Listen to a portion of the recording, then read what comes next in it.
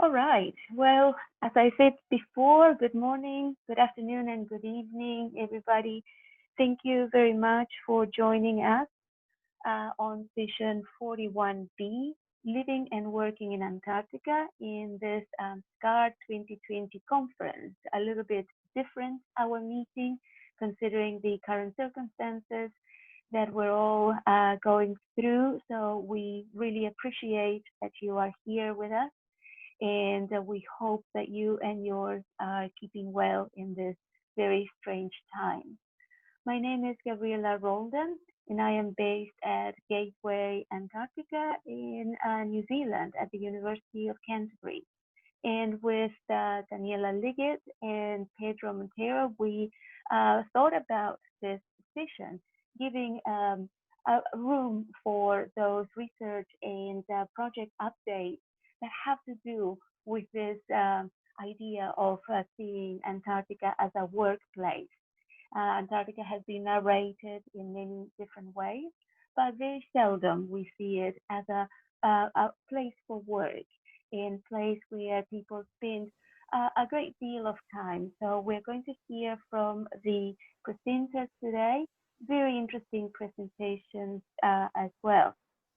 Just to let you know, we are recording, although at some point there will be, the recording will stop because some panelists will prefer that, and therefore we will respect that that decision of them.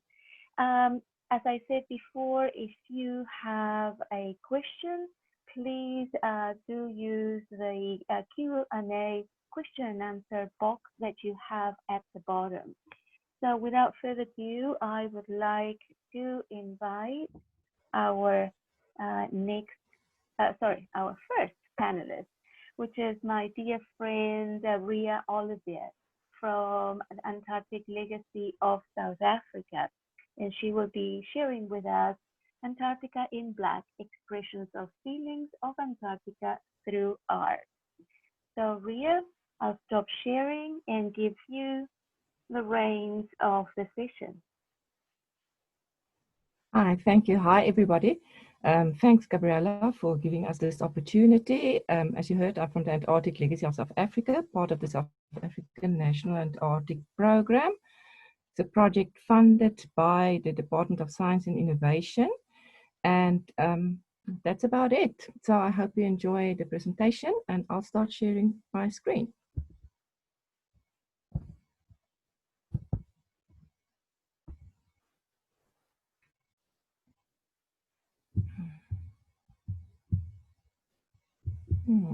It's not the wrong place. Just sorry, guys. I forgot to. There we go. Okay, you probably wonder what's Antarctica in black and what is art. I first want to take you on a journey from where it all started.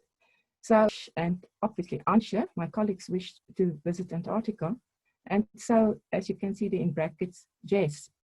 And I'll soon explain to you how Jess came into this whole thing.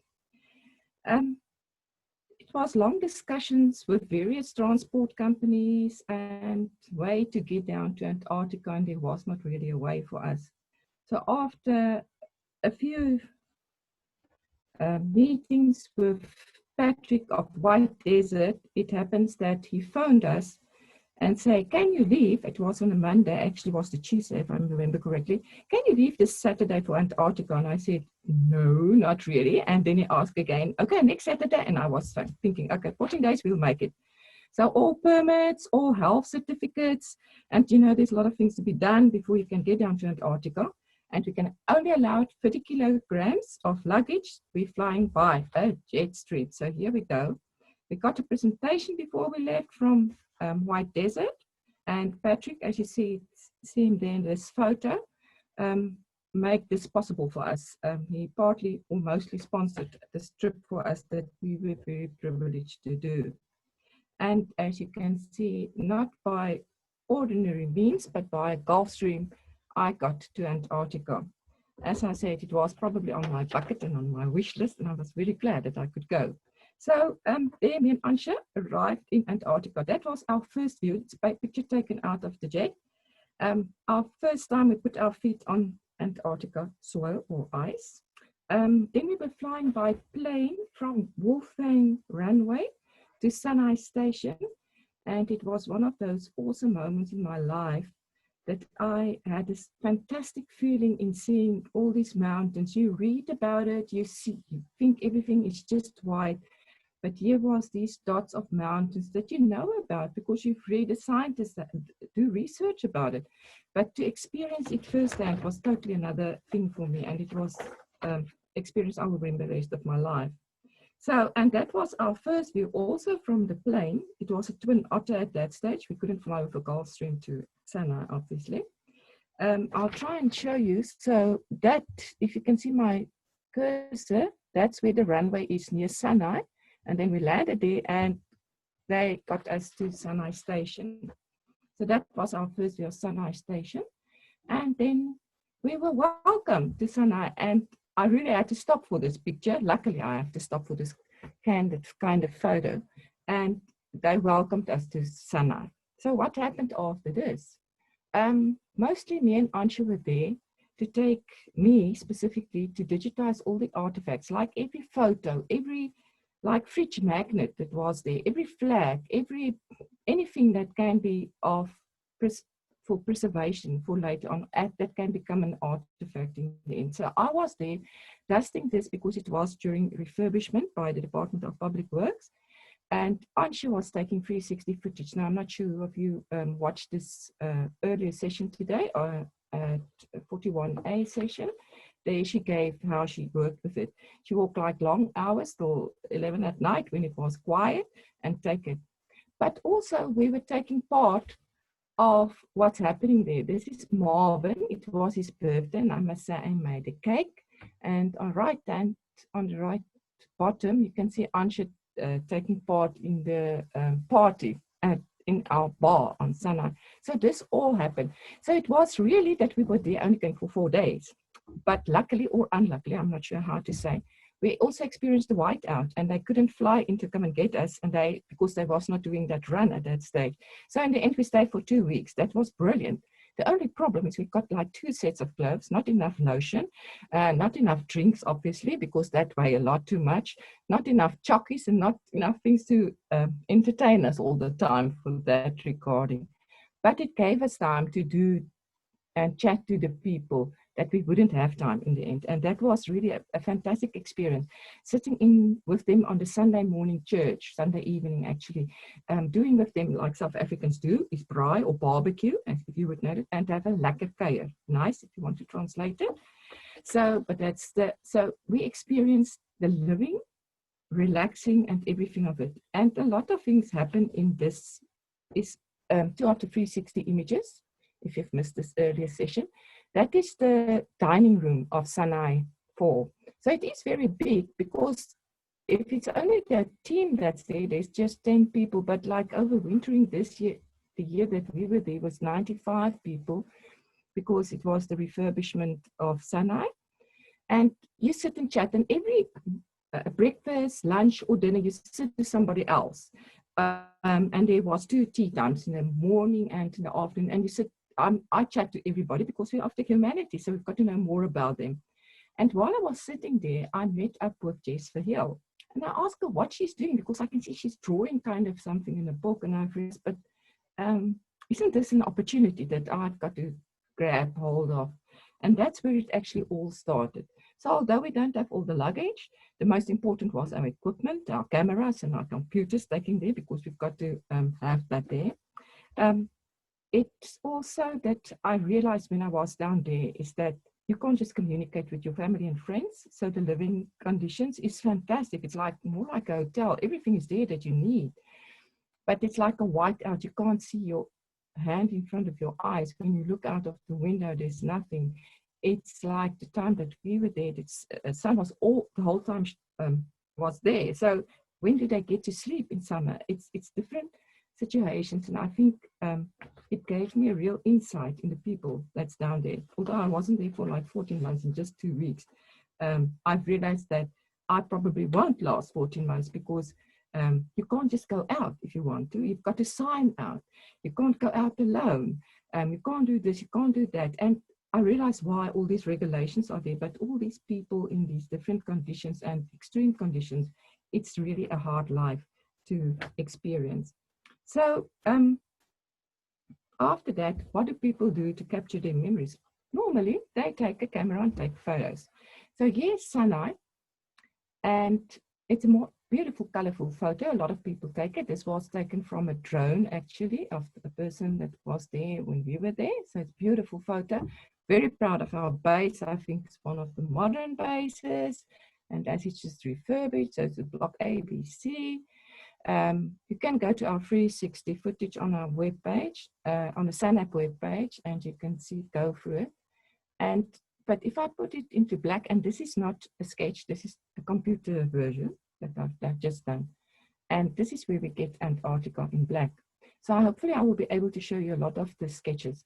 So I was sitting there, and Jessica Hill, who grew up in Johannesburg, also wanted to go into Antarctica and thought, how am I going to get there? And she was really asking people, I can volunteer, I can do this, and I can do that. You can read her bio there. And in the end, she's been a volunteer for SANSA. Now, SANSA is our space agency situated in Hermanus in the Western Cape.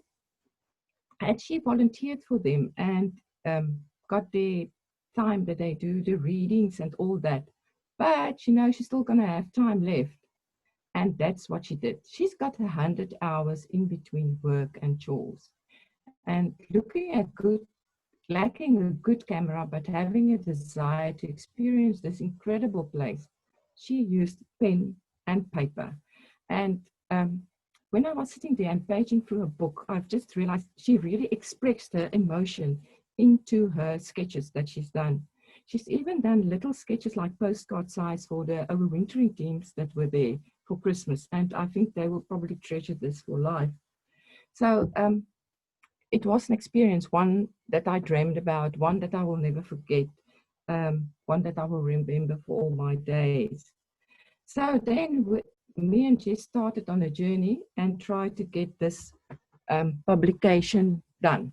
So I said to her, when you get back to South Africa, give me a call. She said, but the publication, no, this is not worth a book. I said, no, but you've got a book. So she's drawing it in a black book and on the paper and so on.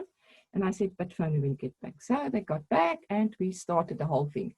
No plans to publicize it. She written in front in the introduction is how I sort of convinced her to do it. And it's also the first art publication that is done by the Antarctic Legacy. We've got a few more books. So I've got a book in my hand and you probably won't be able to see a lot of it, but here is the book. And it consists of all these sketches of her. So hopefully you can see there. I'll show you now more on the computer, but I just want to show you the book is real. So there we go. The book, it consists of 49 sketches, 3 poems that she's written herself, depicting the scenes. The publication is really good. It's on Munkenpier paper. It's like artist paper. And inside the publication is photographs that she made comments on, that which she took and did the sketches from in the end. So she only made 100 publication, or we printed only 100, especially also for that. So there was at the first one that we've got, and she's holding it. As you can see, she was very, very, very excited about it.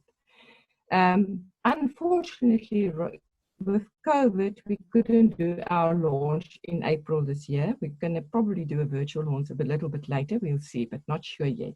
So then I will show you now, taking you through a few pictures. On somewhere, you will have the colored version and her sketch.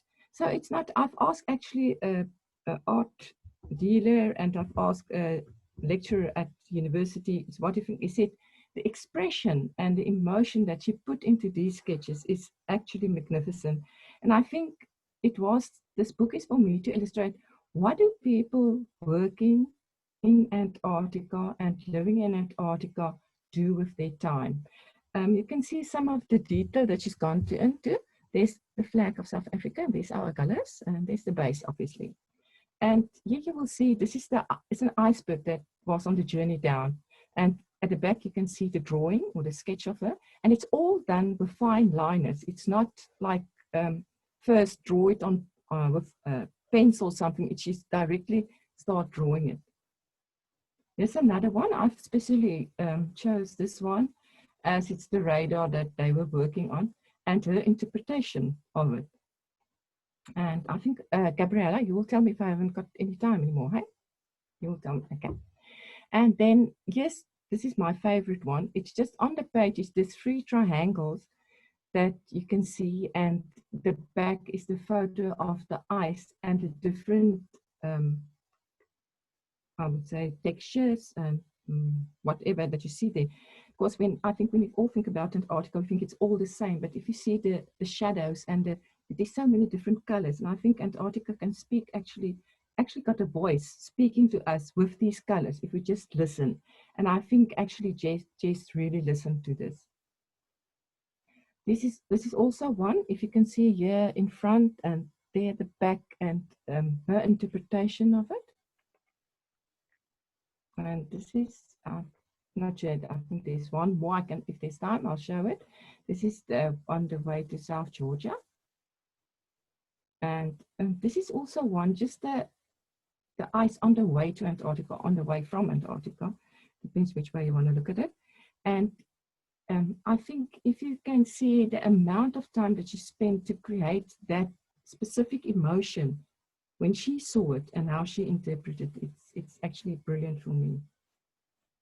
So she said in the end, but why must I publish the book? They said, why are you doing these sketches? She said, oh, she wants to tell people about Antarctica. She wants to inspire other people about Antarctica and inspire young people and early career scientists and researchers to go out there. So this is her wish, is that keep dreaming. Of course, this was a dream that she had a long time.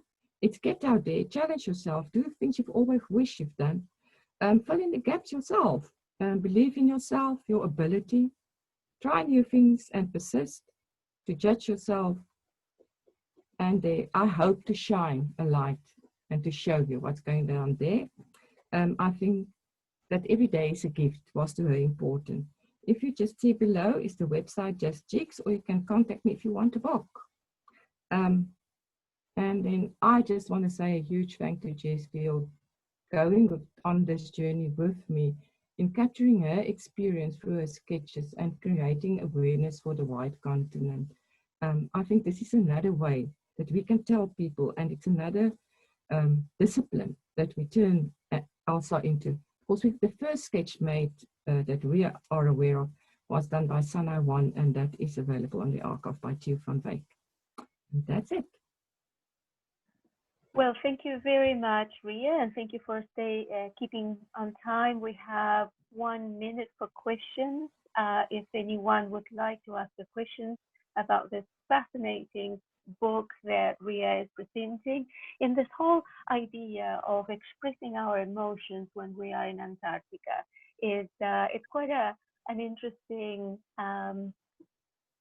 perception of you that has not been really explored beyond those that are authors, published authors that do sort of literary publication. So this is a fantastic idea, and I really appreciate personally you introducing this book to all of us. Perhaps the audience is a little bit shy at the moment. I don't see any questions coming through, but of course, if you stay with us, all the panelists are going to stay for the duration of the session. So please do have your questions ready there. And without further ado, we should start with the next panelist. So I'm going to ask Ellen to get ready. But before that, I would like to ask the audience if you are taking pictures or putting any information on social media. Ellen has very kindly asked not to be recorded. Because I'm on 2 screens, it's not showing the correct one. I'll just stop share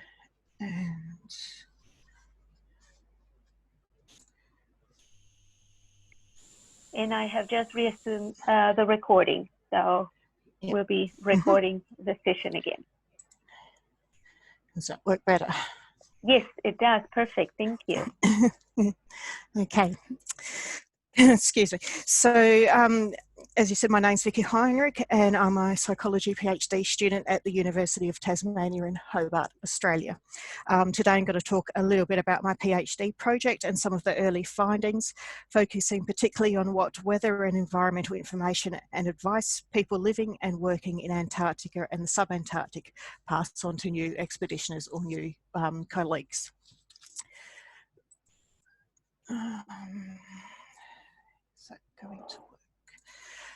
So I will give you a brief introduction to the project, an explanation of weather decision making and work environments, some of the interview question responses, and what people actually would pass on as advice.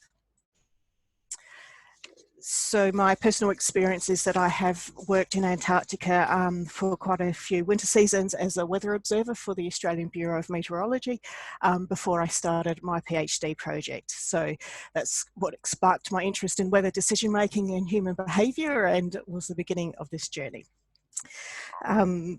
I have seen people make some very interesting weather decisions during my time, both in Australia and down in Antarctica. So I think understanding how people use and interpret weather information is very important. And one of my motivations is how can we help people make safer weather decisions? What can we do better, and how can we improve weather products? What do people need to know also in terms of education and training? We want to be able to contribute to best practice weather decision making, improved weather services, experiences for the expeditioners, and of course safety. There is very little information in the literature on weather decision making, although there is a growing area around disaster risk reduction and resilience. However, there's very little specific to Antarctica. The weather forecasting or environmental prediction services and models in the polar regions are generally much poorer and less detailed compared to what is available in other regions of the world. And this has prompted the World Meteorological Organization to begin a research project called the Polar Prediction Project, which is aimed at improving forecasting in the polar regions. This includes gaining an understanding of what weather information is used in Antarctica, who the providers, the users and stakeholders are. A part of the program includes contributions from the social sciences, and this is where my PhD project ties into the Polar Prediction Project. My research is investigating weather-related decision-making and risk perception in Antarctica. I'm interested in how people use, understand, and weather and climate information in their daily lives and also in their operations and planning. In Antarctica, any travel and all outdoor activities are dependent on the weather. People have become lost in blizzards and tourist ships stuck in the ice. Planes and helicopters have crashed due to poor weather decision making. If we can help people better understand weather information and forecasts, we can help them make safer decisions, then we can reduce the risks involved in operating in Antarctica. With better weather planning and management, we can also help improve operational efficiency, saving time and resources. Understanding the kind of advice expeditioners pass on can also help develop our understanding of people's work environments and improve education and training materials. My project consists of a series of studies in a mixed methods design, and includes qualitative and quantitative data collection through an online survey and semi-structured interviews. This was the first study I did to collect background and context information on weather-related decision making. Sorry. So what are weather decisions? If you've ever thought you didn't need your umbrella because it wasn't going to rain and then gotten wet in a shower of rain, decided it was perfect weather to go to the beach, or been caught out in a thunderstorm, if you ever decided it was too hot, too cold, too wet, too windy, these type of decisions and changing of your plans are all weather decisions. Weather decisions can be basic decisions to more complex ones that might save your life. They are decisions, any decision or plan made using any kind of weather or environmental information, particularly in Antarctica. This might include sea ice information or icebergs as well. It's not purely atmospheric conditions. In Antarctica, which is an extreme, isolated and harsh environment, the weather can kill you. People living and working in Antarctica make weather decisions every day. If it's too cold or too dangerous, particularly in winter, you can't go outside. And if you get frostbite or injure yourself, it might take you weeks to get to a hospital or medical care. Therefore, making good and safe weather decisions is important. We have found that the most common weather-related decisions people make are around planning and scheduling of daily work and multi-day projects. For example, are the weather conditions suitable for a job people want to do? Is the wind too strong to work safely at heights or travel in the boat? Will people be safe and comfortable? And is there time to finish a job before the weather changes? What clothing or equipment might people need? People also work in different environments, whether it is inside a climate-controlled building or a laboratory, outside on small boats with tourists, or in the field in a tent for weeks on end. People's work locations vary and they can therefore experience very different environments. The subantarctic islands have a very different climate and weather to the Antarctic coast, which is different again to the plateau in the South Pole. So people's location and time, location and the time of year can mean they work in very different environments as well and have different information needs and considerations. So as a part of my study, we did interviews with participants that went for around 45 to 90 minutes. Participants were people who had previously worked in Antarctica for at least 6 weeks. Some people had worked there for over 20 seasons, so there was a quite broad range of knowledge. People had also worked at research stations and field camps, on tourist ships as pilots, and also as weather professionals like forecasters.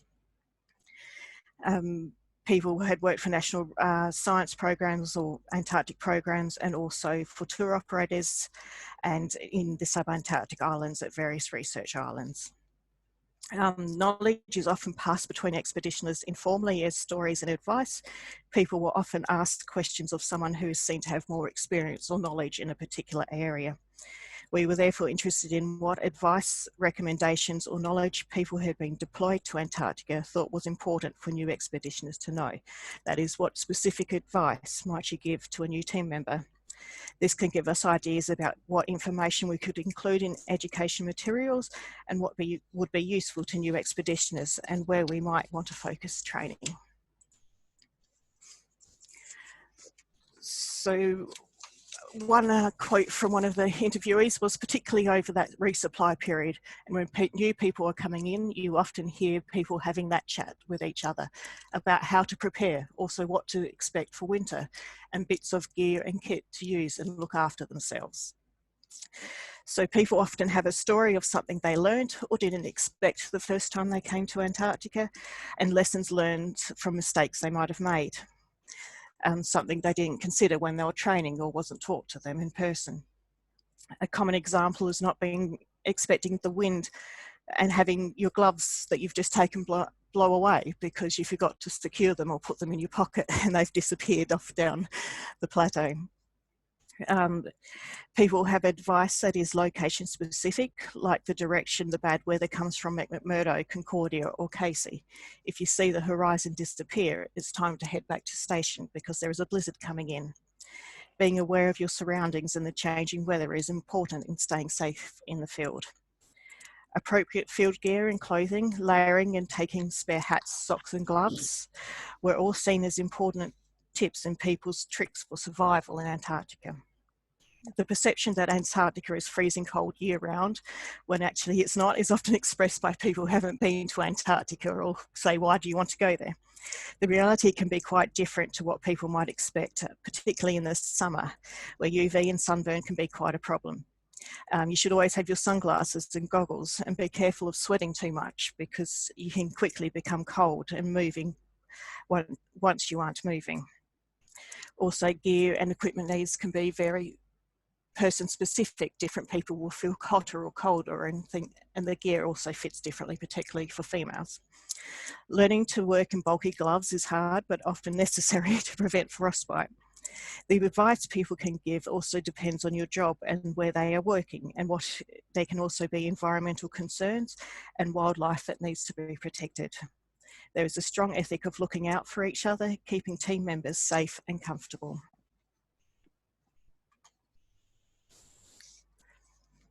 Another key theme in people's responses was don't underestimate the environment or expect it to be like what it is back home.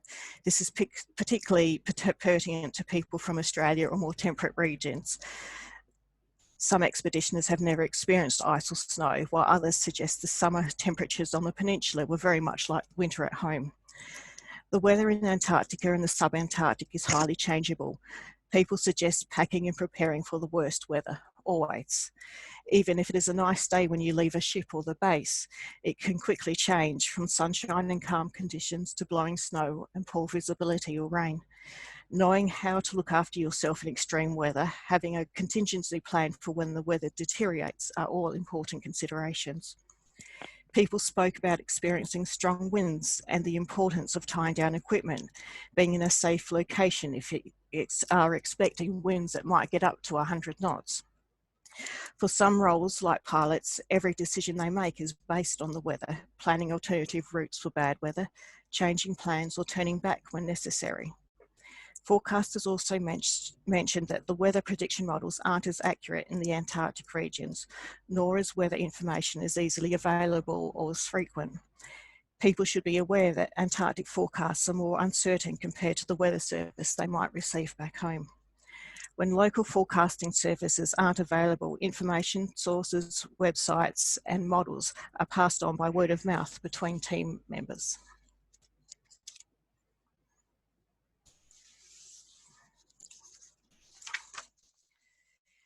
Talking to other expeditioners and those who are more experienced in operating in Antarctica can be vital for new expeditioners as a part of their training, either formally or informally. Chats at the bar, for example. Experiencing bad weather, strong winds or blizzards is important in gaining personal understanding of the weather and environment in Antarctica. Advice is often based on people's personal experiences and local knowledge and is an important part of learning to work safely in Antarctica. Thank you.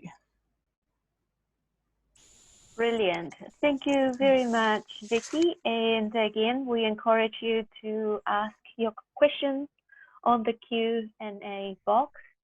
I find it fascinating, and it just brought me back to when I was young, and I come from Ushuaia, the very south of Argentina, and the weather forecast, being an island, it was essentially the sort of the running joke of the day, because of course the weather doesn't keep for long.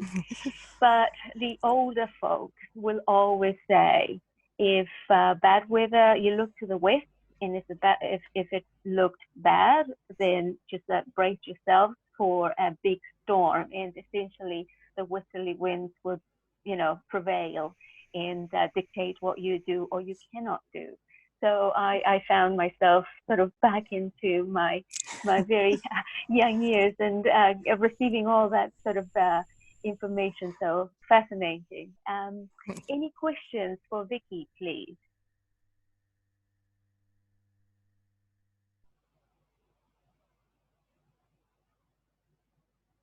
Gabriella, can I jump in with a question? I don't know whether that's appropriate. I just don't have the Q&A question box on my end. Yes, you can, of course, absolutely. And if someone cannot find the Q&A, please send a message on the chat box or put your hand up. You have a raised hand, and we can give you the microphone. So yes, Daniela, please go ahead. Thanks, Gabriella, and thanks, Vicky, for that great talk. I'm just wondering whether, since your experience as a forecaster with BOM and your seasons in the Antarctic, have your perspectives changed in terms of how you see weather and what kind of weather you consider appropriate for certain tasks after talking to people and seeing how they interpret those forecasts?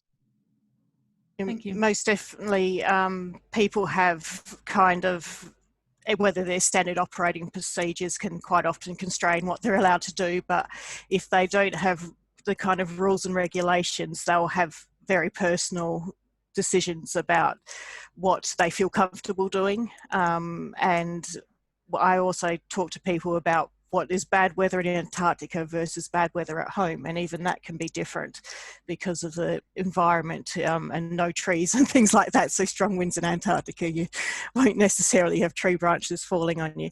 So and definitely through my experience, even how much you weigh can influence what kind of wind you can walk around in Antarctica, because it's kind of body weight ratio to knots.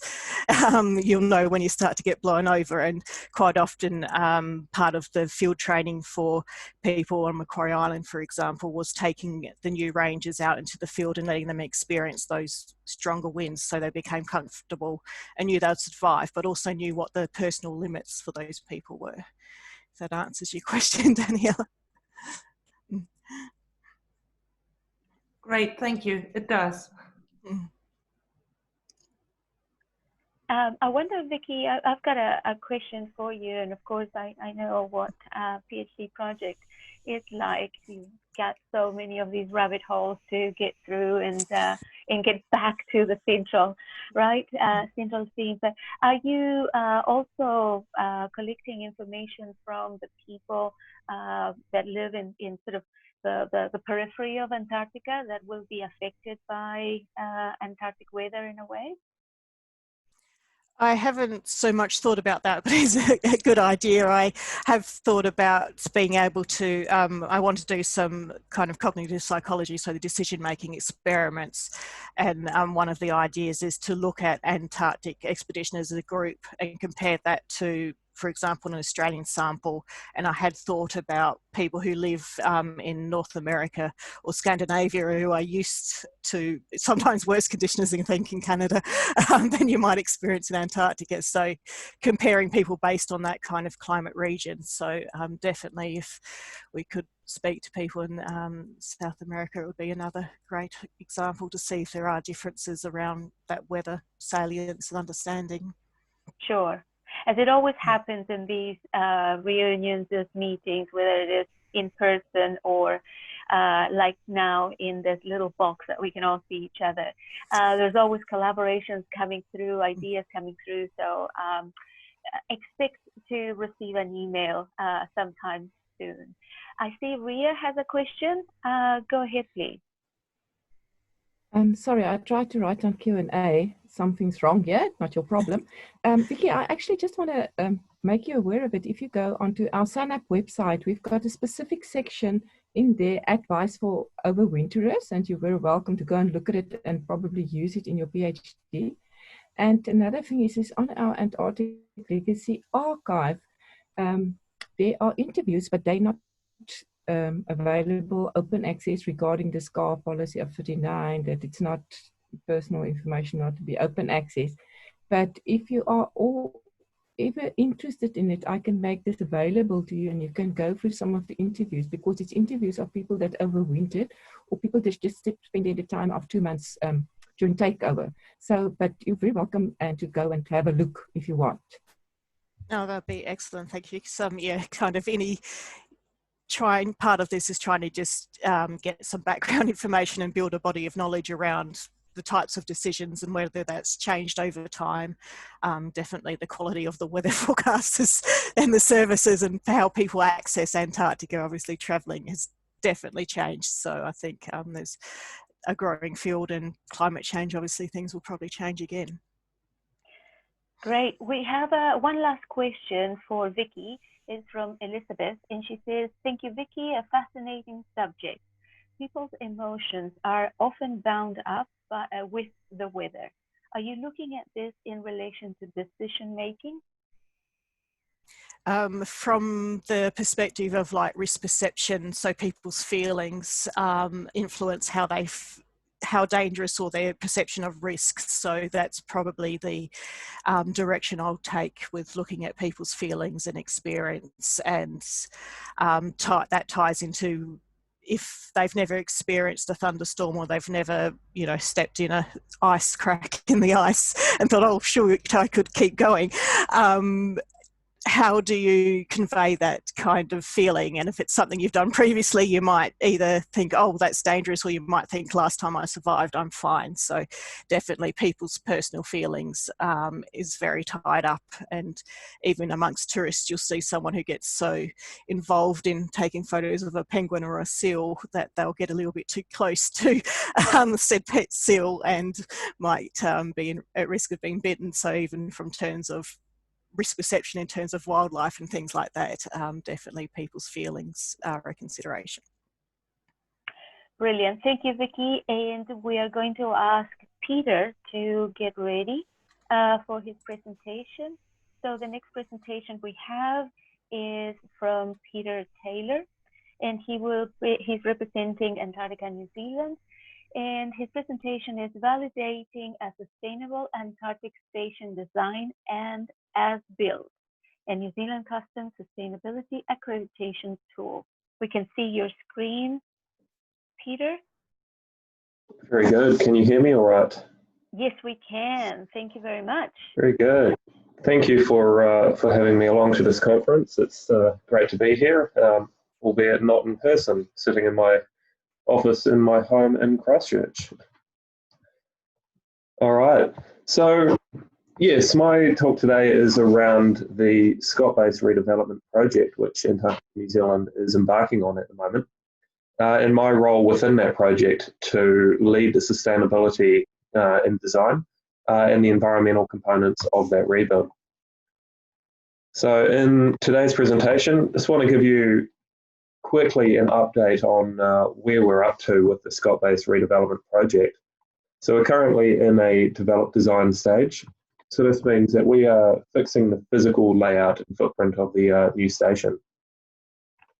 We are going through a construction strategy, and I'm pleased to be able to tell you that we are looking at building the entire station in New Zealand, commissioning it whole in New Zealand, and then breaking it up into large sections and transporting it for reassembly on site. So it's quite an exciting methodology, which gives us a lot of opportunity to tweak and build sustainably to reduce our impact in Antarctica. And we're also currently finishing off the comprehensive environmental evaluation required in the Antarctic Treaty System. So this will be submitted to New Zealand Government in late 2020 and presented to the Committee for Environmental Protection in 2021. So Scott Base at the moment is a sprawling station. There's approximately 12 buildings, all interconnected, with numerous outbuildings for storage, associated infrastructure, and this increases its footprint across Pram Point on Ross Island. So the station is located on Ross Island, adjacent to McMurdo Station, and it's on the road to the airfields run jointly between the National Science Foundation in the US and Antarctica New Zealand. So there are numerous issues with the current station.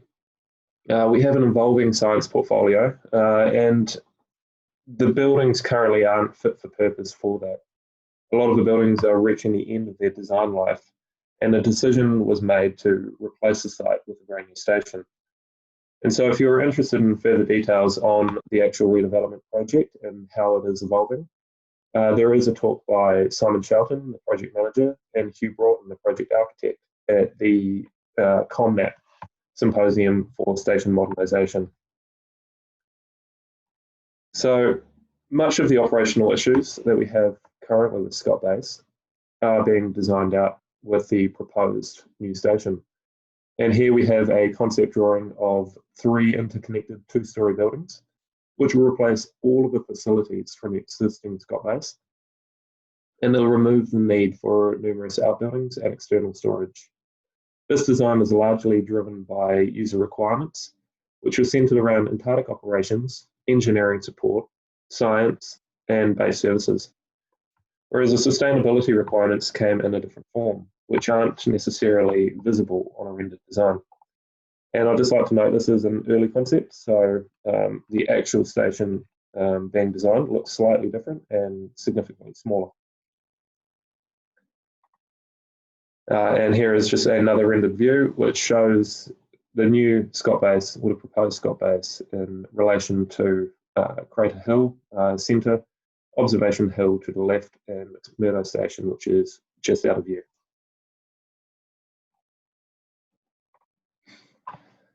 So for the sustainability aspect of the rebuild, we have a number of strategic objectives, and two of those strategic objectives is to protect the Antarctic environment and to provide an environment that keeps people safe and healthy. So the first is directed at physical environment, and the second is not as tangible as a sustainability requirement, but one that's imperative and is directly linked in this presentation. So these can be further broken down into some of the specifics for the project, which were determined by Antarctica New Zealand to give effect to these strategic objectives. And they all build towards the final requirement listed to achieve an independent accreditation of sustainable design.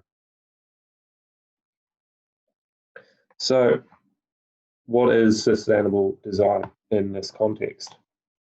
It's more than just the natural environment. So sustainable design attempts to reduce environmental impacts during the production of building components, the construction process, as well as the whole life cycle of the building. But sustainable design is more than just the physical environment. Sustainability covers social sustainability, the health and well-being of occupants, material and product responsibility and transparency. And sustainability can be subjective. There are multiple standards and multiple facets of sustainability, all of which are intricately woven. So with that in mind, how then do we design and then subjectively certify a station to be sustainable? As a project team, we aspire to deliver an environmentally friendly and sustainable station. But how do we demonstrate this? Through a sustainable design accreditation scheme. So there are multiple sustainable design schemes around the world, many of which are administered by the World Green Building Council. So some examples are BREEAM, which is Building Research Establishment's Environmental Assessment Method. And this was used for accrediting one of the new buildings at Rothera Station through the British Antarctic Survey. There are numerous other accreditation schemes, and one we ultimately went with, which is administered by the World Green Building Council, was the New Zealand Green Building Council's Green Star. So Green Star New Zealand is New Zealand's only comprehensive green building rating scheme. They are a member of the World Green Building Council, and they drive and reward practices that reduce contribution to climate change, enhance the health and well-being of inhabitants, ensure high performance of the buildings, and contribute to market transformation, which we'll get to later on. So all the accreditation schemes aren't very well suited to the Antarctic built environment. They understandably are catered for cities and greenfield developments. So after selecting Green Star New Zealand, we had to redevelop the tool to suit the Antarctic built environment. So for this, we had to actually recreate the Green Star tool into a custom Antarctic tool. So a lot of the challenges to green accreditation tools is the isolated location, the climate, and the mixed-use functionality of Antarctic stations. They're not simple office buildings or residential buildings in the middle of a city with a predictable market and climate around them. The tool was developed in collaboration with design consultants, the New Zealand Green Building Council, the Australian Green Building Council, and Antarctica New Zealand.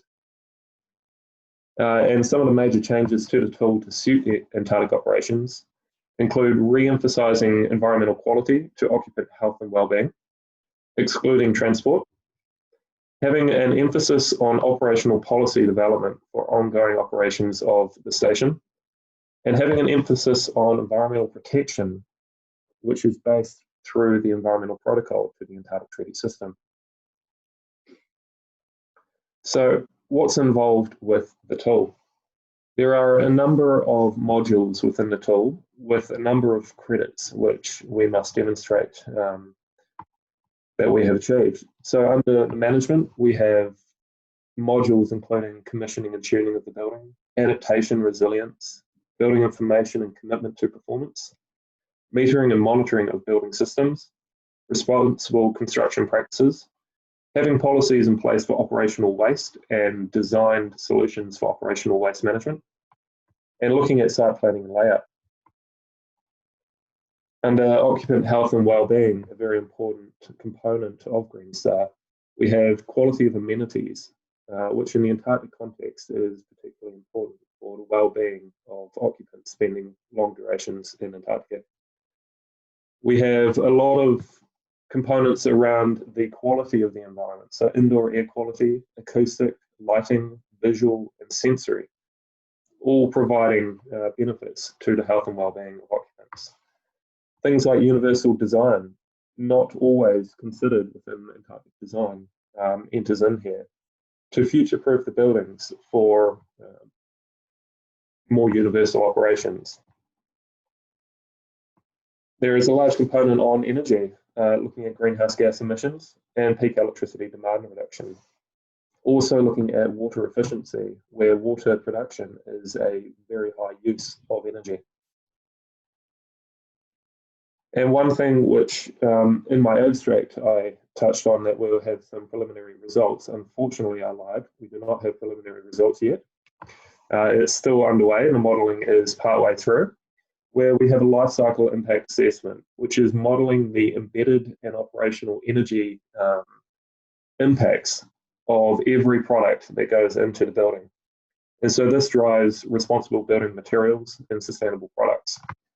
And it also touches on construction and demolition waste and diversion from landfill. And then lastly, but definitely not least, environmental and wildlife protection. So environmental protection in line with the Antarctic Treaty System. We have biosecurity policy and procedure requirements. And then looking at things like site remediation, water pollutants, refrigerant impacts, and light pollution. So with all of these components of Green Star in mind, how does this actually change what we do with the building? So Green Star for us has been a driver for design decisions. So putting things like occupant well-being at the forefront of design decisions, where they were requirements in the design, now we have a standard objectively to compare to. Looking at water efficiency as a baseline, which Green Star can drive towards.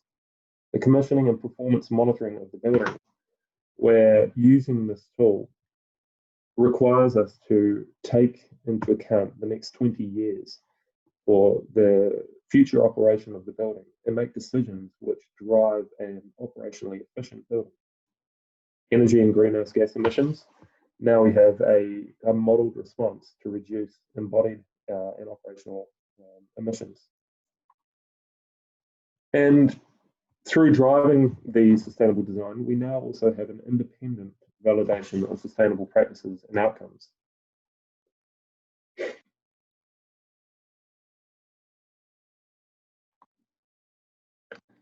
Green Star also influences the design through the use of innovation. Now, a lot of construction and design practices in Antarctica are innovative in their own right. And here, one of the big drivers is the rewarding of market transformation. And market transformation is the early adaptation or adoption of innovative technology and exposing it to the market. This is understandably quite risky in the Antarctic environment, where using innovative technology, which is unproven, can often prove fatal. In this context, it's using innovative technology, which is new to the Antarctic environment, and exposing it to wider Antarctic community for greater uptake. And some of the proposed innovation we have in the design of the Scott-based redevelopment include entirely removable piles to reduce any permanent impact to the site.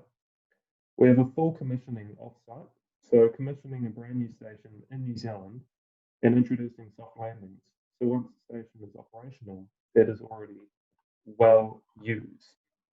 We have renewable energy. So alongside the redevelopment, we are redeveloping the Ross Island Wind Energy Farm with the aim for having 80 to 100% renewable energy for the station's operations. Minimising wastewater impacts, where one of the current design aims is to have a drinking water standard wastewater outfall to minimise and eliminate wastewater impacts on the marine environment. Integrated BIM, which is a building information model for design efficiencies, which allows us to effectively and efficiently coordinate design amongst all of the different disciplines.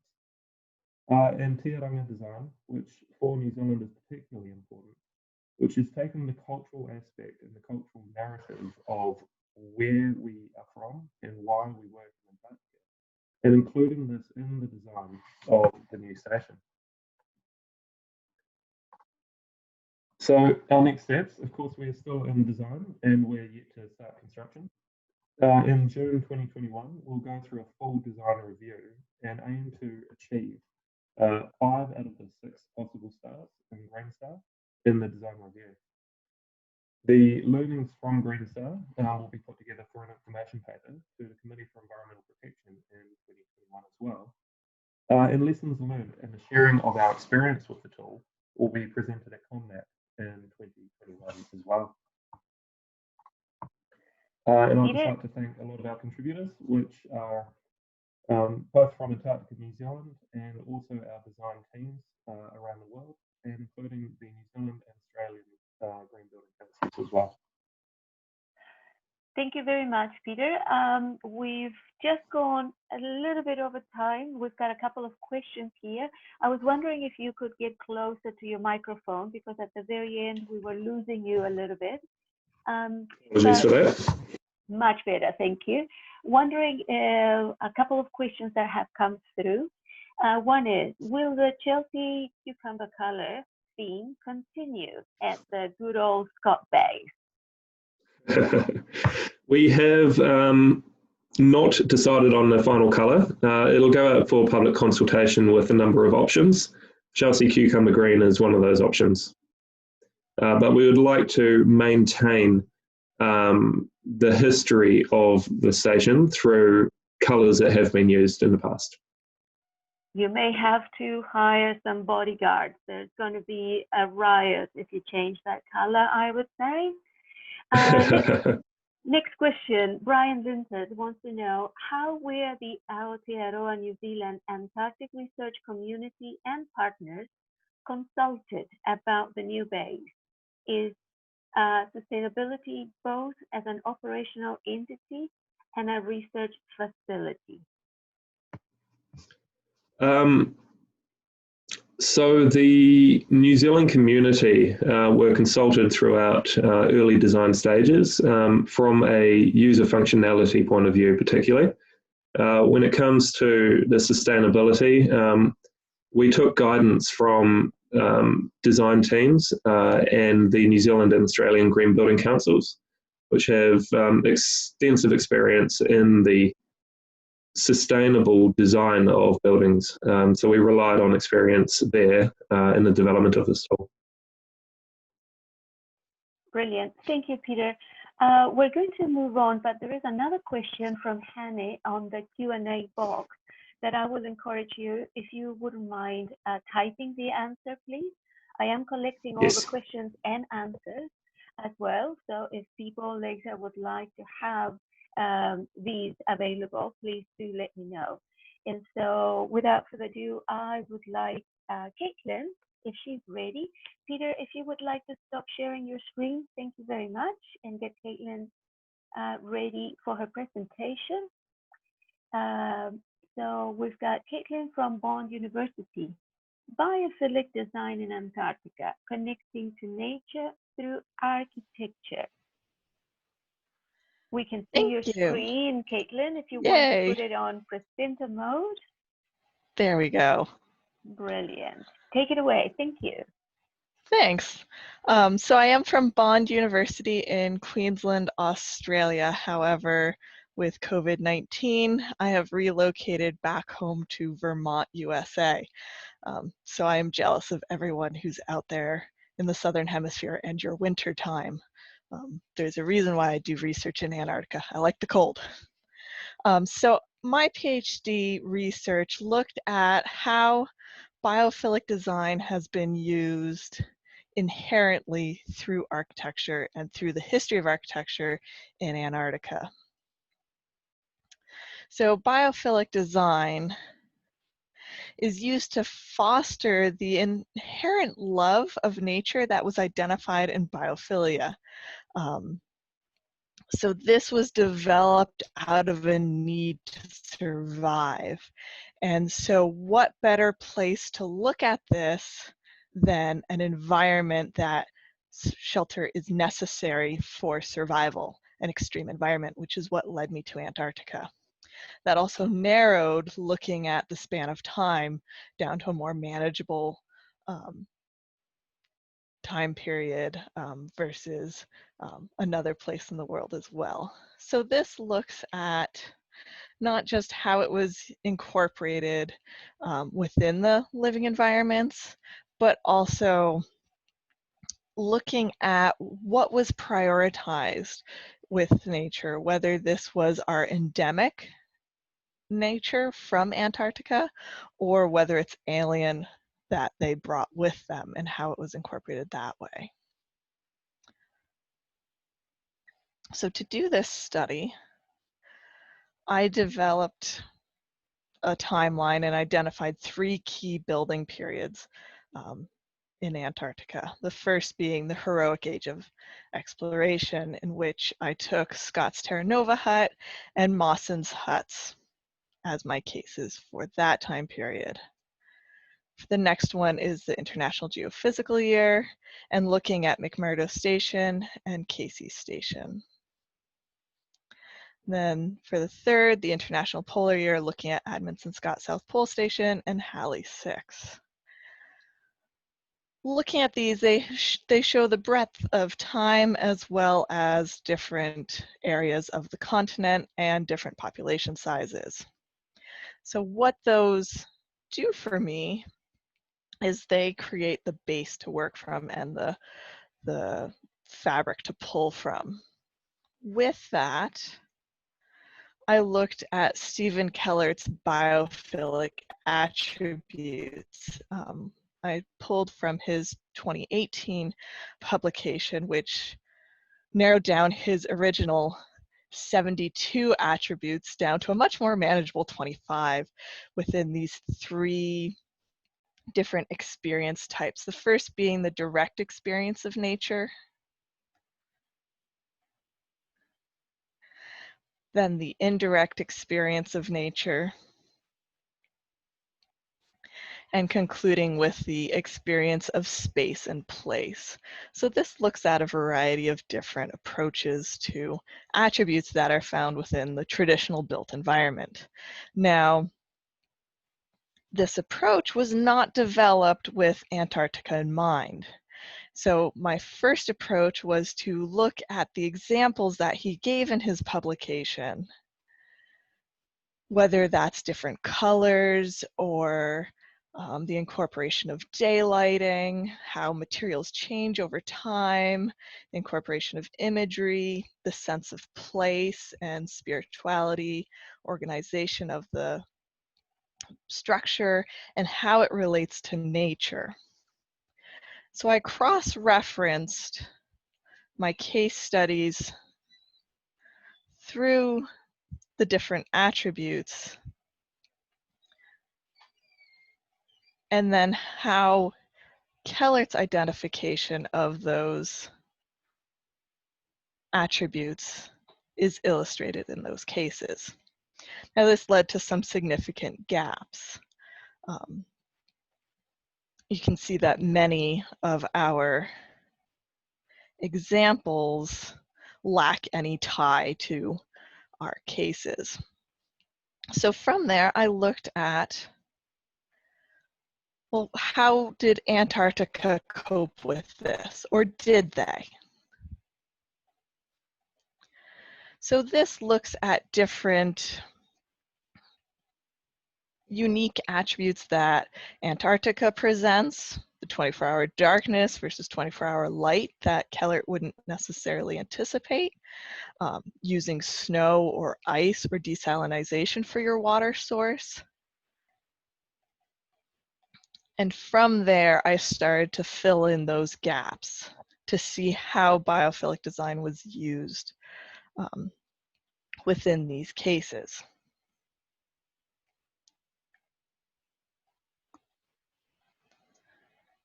So from there, I found various patterns that emerged within these cases over time. Specifically, the Madrid Protocol became a significant pattern where a lot of aspects of the source culture, the alien culture of the inhabitants, was then not able to be incorporated in later cases because of the Madrid Protocol protecting the environment. Another aspect was the practicality. These structures are built purely out of a practical need, a need for survival and shelter, especially the heroic age. So it's not fancy, there's no luxuries that are found, but this gradually shifted over time where now we start to see more of a prioritization of mental well-being as well as physical well-being. But we still have a practical sense to that. We're not going to have marble flooring. It's going to be durable, or it'll wear well. But we can also see that a lot of the aspects or the attributes of biophilic design being incorporated within those practical aspects. We as people assume that spaces should have windows. Windows inherently bring in natural daylighting whether it's there or not. Therefore, it ticks a box on the biophilic checklist. So looking at that and looking at how that works together. And then also, a lot more of the attributes were incorporated through individual customization of their own space. So where the stations in the public space have a more public front to them, within individual spaces, there's more freedom to customize, and you can see how we've prioritized our space, bringing in images of home versus images of what you find in the natural environment.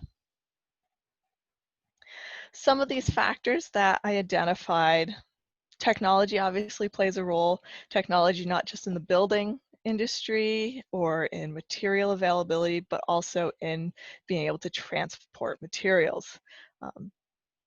You can get a wider variety of materials when you can airlift them down or bring them on a tanker ship or a icebreaker versus the first ships that came down with Mawson and Scott. We also have economics, where Mawson and Scott were relying on more limited funding sources for a temporary structure. We're looking at longer term structures now, and so that impacts some of the design decisions that are being made within our built environment. We're also dealing with a unique situation with a population that is transitory. So many of these patterns of biophilic design were developed by people who moved to a space to adapt to the natural environment, where these are people in Antarctica who will not be there for more than 1 or 2 years potentially. And so that shifts the priorities in how you're adapting your building.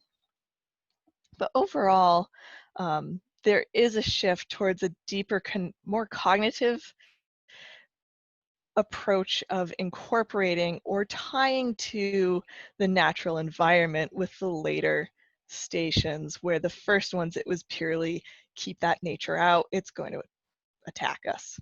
So there is that shift over the time period. So I appreciate your time. I think I have some time for some questions.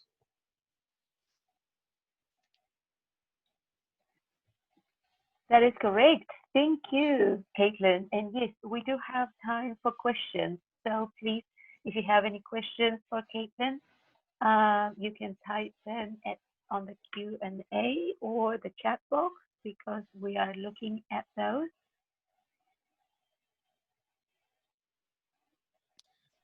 I have one, Gabriella. Go ahead, please. Thank you, Caitlin. Very interesting. And I do wonder whether you've got any contemporary recommendations for bases that are currently being refurbished or rebuilt. I mean, we've already heard from Peter about Scott Base, and we know that McMurdo is being redesigned.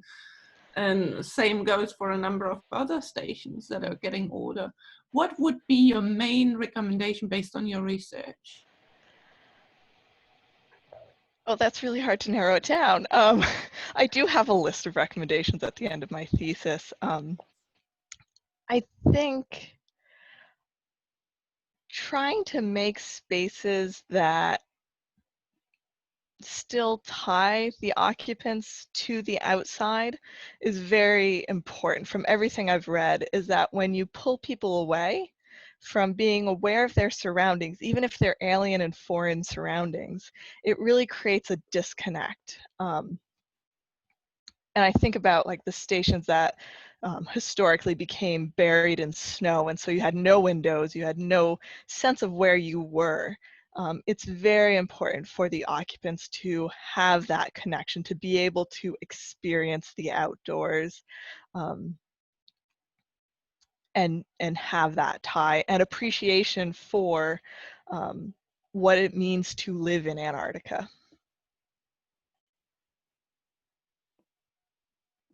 Having never been there. Thank you. No, that was excellent on so many different levels as well. Thank you. Thank you. Any other question for Caitlin, please? I'm looking at the panelists as well. If you have any questions. I have a question, and I wonder how much does we, as Daniela said, we've heard from Peter and all the considerations that are taking into account into putting this sort of environmentally and sustainable design, including the social aspects of things. How much does the culture of the people that will inhabit that space is considered when sort of designing these buildings? For the most part, what I've observed is that they keep the buildings flexible enough to accommodate different cultures, because each group that goes down seems to develop their own little microculture in itself. I'm specifically thinking McMurdo with such a large base, but even on the smaller ones. So to try to create a building that facilitates that would be very difficult if you got a culture that eventually evolved that went against that. So there seems to be some flexibility, and that's why you have so much of the customization individually. Not sure if that answers your question. Yes, I'm just curious how much is it that culture is taking into account, just like Ria said in South Africa, the braai or the barbecue is such a thing, you know, for the weekend, and so the different activities that people will do and will inevitably bring into Antarctica. The longer the stay, the more you want to make it as home, and so perhaps getting around the understanding of how much of that culture is incorporated, not only in the design, but also in the flexibility, as you said, of the buildings to accommodate that. Sure, we can all accommodate. We are accommodating in difficult times right now to have this meeting and so on. So I'm curious. I've had the opportunity to visit different research stations, particularly in the Antarctic Peninsula, and everybody seems to adapt to what they have to make it look like home. And I wonder if the new buildings are turning that around and thinking more about, you know, those that will inhabit that the place, rather than keeping the environment, like you said, away. from it. Yeah, I mean, the newer bases seem to allow for or encourage more of the individual customization. Thinking about Halley 6, that they specifically have built the individual rooms to have space for cork boards for the inhabitants to create their own space inside. But once again, your public space is still this very slightly more formal front. It's much more playful in Halley 6, but it's still, you're not necessarily going to post up your kids' artwork in that space, for an example. But it is starting to break down, especially with Halley 6, where you've got the most playful colors, that it is creating this more dynamic, more casual, less rigid, we are just here for science and that's it type Right. of space. Yeah. Right. Yeah, and I wonder how much that influences, and perhaps this is also a little bit of a heads up for Peter, how much that influences the stations that have been built, the modern stations that have been built now, how much that influences the future stations, because a similar situation happens in the Brazilian station. I believe it's still the more modern of all stations, the most recently built in the peninsula. And Brazilians are very sociable people, and they find that the building and the accommodations are very individualistic. So where some cultures will prefer that privacy, others will prefer to sort of share accommodation and have more of a community sense, I suppose. Yeah, and Peter has the joy of working with the architect who did Halley 6, so I'm pretty confident in Scott Base's redevelopment will be along those lines. Brilliant. Yes, and as you mentioned in Halley 6 as well, involved, we are designing it to be so that if needs change or if the social dynamic changes in 20 or 30 years, the whole station can be refitted quite easily.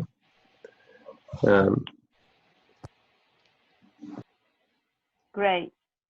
Oh, all right. I don't see any further questions coming through the Q&A box nor the chat box.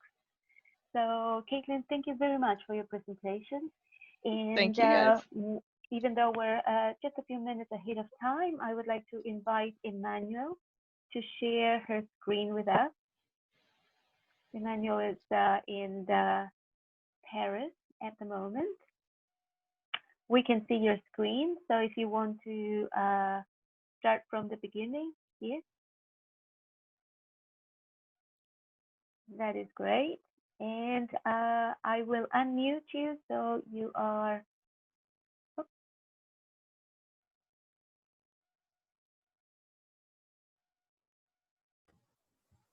Okay, that's okay. You can hear me now? We can, thank you. Great. Well, it's a great pleasure to be here at this session. And in fact, I'm not in Paris. I'm in Brittany, North Brittany, where I'm living now. And Elisa would have been with me presenting this project, but she had to run to see her mom in La Réunion. So she's not here, unfortunately. And so I'm doing this presentation on her behalf and myself. So we are very happy to present you the Habitant project, and it's a project that has just started. It's for some of the people who knows Elisa and me, they know that we are trying to do our path in France to have a sort of possibility to have some humanities and social science done in Antarctica. And so we are happy that now it has been accepted by the IPE for field work. And Habitant is a project that questions is housing in Antarctica equivalent to inhabiting the place. I first want to say, so I'm working for the museum in Paris, in France, and in the marine station in Dinard, where charcoal was used to go away to Arctic or Antarctic a century ago. And Elisa, she's a PhD student in Sorbonne University, and she's working also for the archive, National Archive in Paris. Oh, okay, so maybe it's down. I'm not sure how I can move on. Okay. So habitant, in fact, in habitant, the comma is a legacy to Charcot because of the pourquoi pas vessel name. So it's really a sort of bet we made, Elisa and me, because it's a hybrid research project that explore how being involved in Antarctica and in subantarctic can bring to a process of insider anthropology or anthropology at home that involves more than the expeditioner. What I mean under this sentence is that it's a question also of being aware of very focus on what happens to Antarctica, even if the person is not going there. It could be also the situation shared by a relative or children, son or daughter that used to see their parents going to Antarctica for years and years. And so this sort of thought that we would like to put all together. And this program is for the moment a 3 years field, has a 3 years field support by the IPEV, and it should have started in next season. But because of the pandemic, the field work is postponed to 2021. So this project is based on a fieldwork experience. It regards to the modalities of access and occupation and the management and representation of the so-called uninhabitable and protected places, which are subject to multiple and singular constraints and social conditions and ethical conventions. I should have had also institution conventions. The objective of this project is to restore by analyzing our experience of these places with the tools and methods from the human and social sciences, such as contemporary archaeology and participatory action research.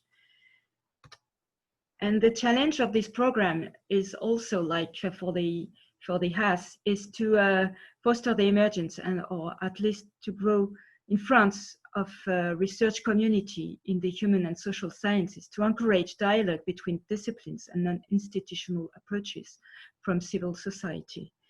It's also an encouragement to have cross reflection between earth science scientists and human and social science researchers. So for the next field work, so not next year, but the year after, the point is to acquire data located and related to the very experience of presence on base. So it's a very in situ point, and conduct an analysis of the habitat of the polar bases and historical sites with the tools and methods of art history and contemporary archaeology. Analyze base habitat as a cultural process and assess the presence of heritage process. We would like also to experiment a methodology of participatory action research, and those methodology could be more, it's a design that has been tested several, it has been devices that have been tested previously, and it's to promote an internal knowledge and the implementation of collective intelligence and workshops resulting from co-construction adapted to sites, its users and its managers.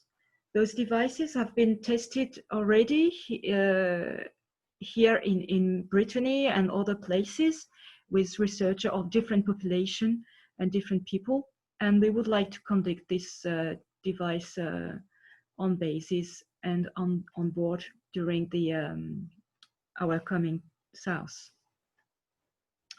So the project is really based on field experience from my own experience as a earth scientist, science and climate scientist. I spent more than 2 decades research in Antarctica and in the Southern Ocean. My main focus was on dense water formation, the ecosystem on the Adelie land, on the shelf of the Adelie land, and the Antarctic climate. Really, very recently, I had the opportunity to spend a month in Concordia, which is really a very important experience as individuals. And I would like to analyze this with the new way of well, not the new way, but a new interest I have in more anthropology research. On the point of view of Elisa, she's using art history and archaeology methodology, and she spent 4 months during summer field season in Kerguelen Island in it was the 2013 and 2014 season. The focus on this historical heritage mission, the outcome of this mission was a divergence of heritage. The question raised is, does everyone's history coincide with everyone's history? There is a disparity, documentary and testimonial sources, and rarity work in humanity and social science in this field of study that been noticed. Now with the HASEC group and the HAS coming, this rarity is it's few. Sorry, it's no more rare, but in France it's still very, very rare. And issue of coexistence, what dialogue? So the coexistence of heterogeneous social professional environments. There is a coexistence of the development of community life and the inclusion of missions in heritage time. The coexistence of the exercise of sovereignty, environmental protection, and deployment of research, and also uninhabitable and the habitable. This work has been made under the umbrella of the TAF, which is the Terre Australe et Antarctique Française.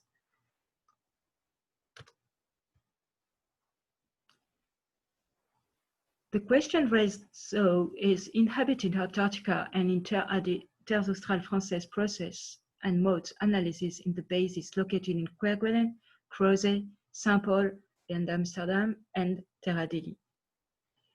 So this research is really carried out as part of the PhD of Elisa, and focus on the notion of inhabiting, a notion by many sectors of the human and social science, philosophy, geography, anthropology, psychology, etc., but also by the theories of architecture and urban planning, just we have seen in the previous presentation. While many of these studies often place a sociological foundation to this process, the point here is to consider the inhabiting as an implementation of human technical capacity. Approaching this notion with the methodological tools provided by the disciplines of contemporary archaeology is therefore tantamount to asking the question, what inhabitation means technically, which is really the main point of the question raised by Elisa during her PhD.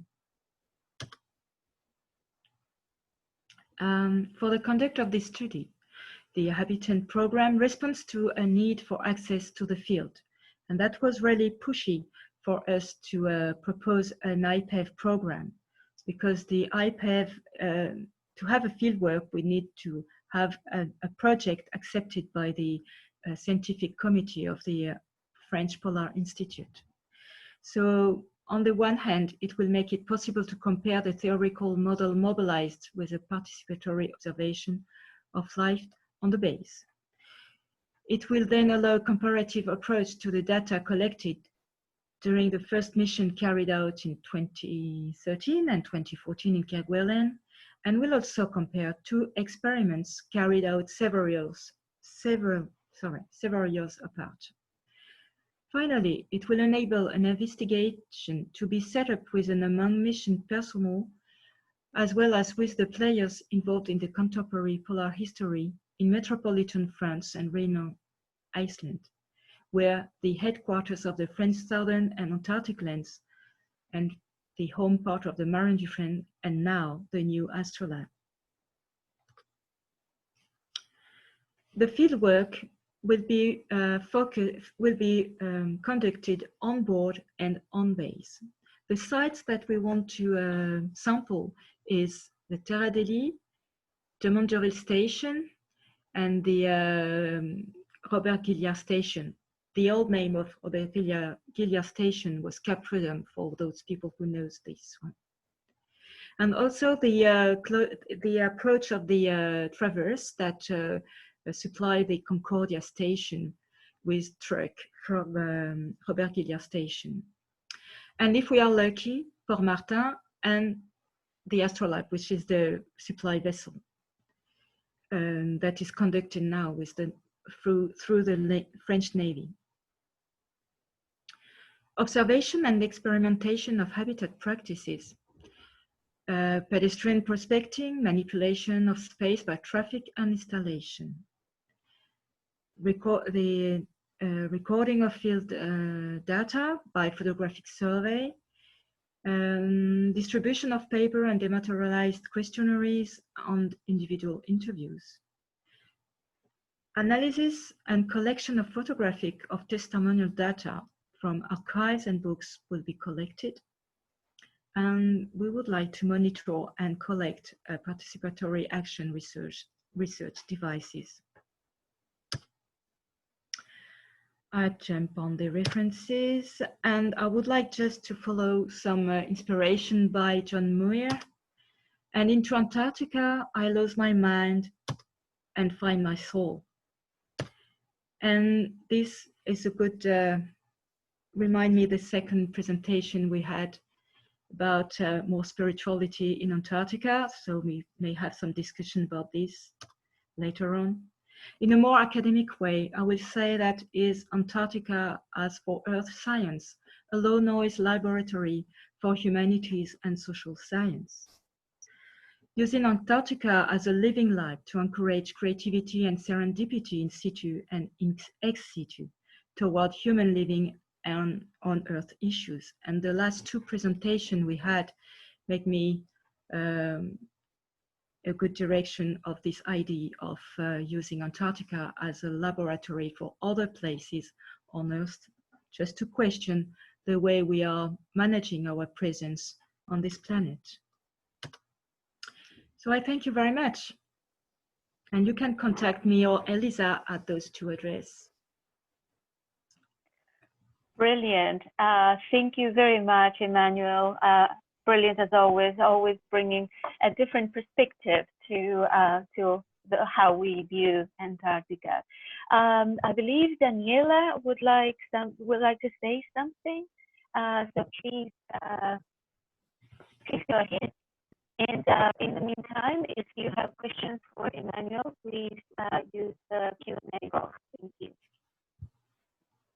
Thank you. Thank you, Gabriela. And I should also say thank you to all the presenters. And thank you, Emmanuel, for your great presentation. And I'm so pleased to hear that you get the funding from IPES for your project. I mean, for those of you who have only just met Emmanuel, she's been trying to get a project like that up and running for probably 10 years now, and I find it really inspiring how persevering you were and how open to social science ideas and methods you were. And so I think that you've now gotten there is really testament of your openness, of your belief in the contribution that social sciences can make to Antarctic research, and of also always coming to our meetings and our community events. So we all really appreciate that. And I just wanted to use that opportunity to actually congratulate you on the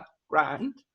and to also say thank you for sticking to it, and it eventually pays off. And I think we all like to hear more about this work in due course, as Elisa and you are going to continue that work. But thank you. Over to Gabriela again. I really thank you, Daniela. I'm touched about your words. It's true that as a physical oceanographer, I'm doing from the really beginning of my fieldwork, which is up to 1996, so a long time ago now. But I had this sort of new way of seeing things in a more inside perspective.